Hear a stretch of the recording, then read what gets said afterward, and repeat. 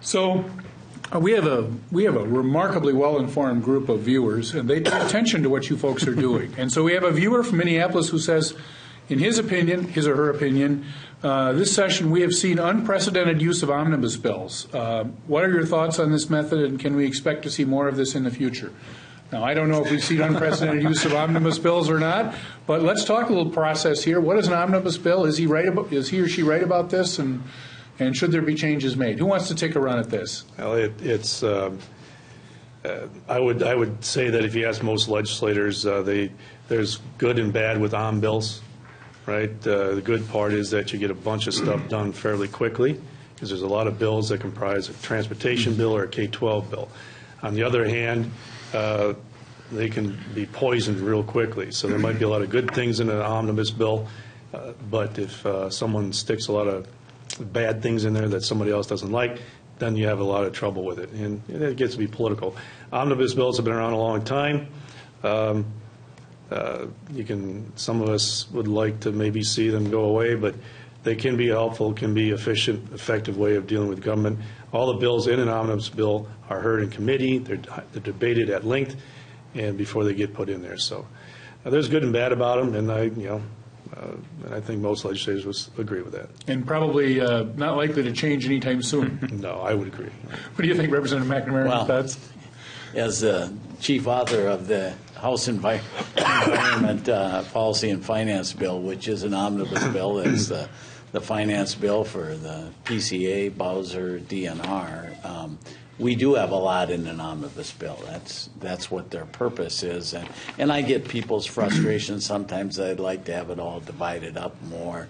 From a practical standpoint, that's not realistic. But there should be a limit. By law, they're supposed to be single subject, so we need to follow that and be careful. But there is a purpose. It is to do, for instance, the finance bill. For the environment arena should all be in one bill, and I certainly understand where people are coming from. Some that watch government a lot think we bundle those things up too much, but I will say in the past there's been some really, really huge ones when we've gotten down to crunch time where arguably you could say maybe things were put together too much. I haven't seen that happening.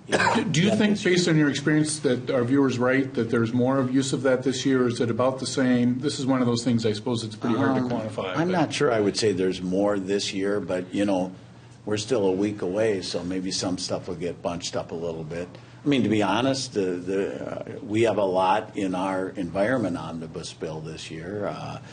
We have a fair amount of policy. We actually have the game and fish in it, different than the Senate. But our committee, different than the Senate, is the Environment Policy and Finance Committee. So that made the challenge. That's all under one committee in our jurisdiction.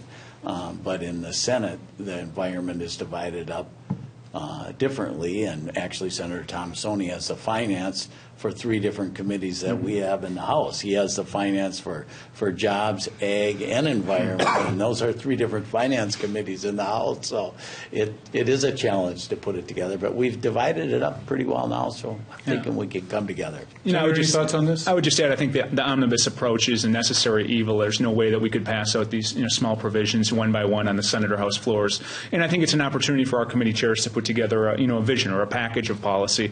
What I think is disturbing this year, though, is you see so much policy language in our finance bills, and I don't mean to take a shot across the bow here at our House colleagues, but I think we're seeing a lot of that in your chamber, and that's concerning, because it'd be nice to be able to divide the policy from the finance, and you have folks who spend a lot of time in the committee process working on one or the other, whether it's policy or finance, be able to do their work in a related conference committee. And so that's something that hopefully we're able to get through that in the conference committee process moving ahead. I think ideally you'd like to separate the policy from the finance as you're putting these omnibus bills together.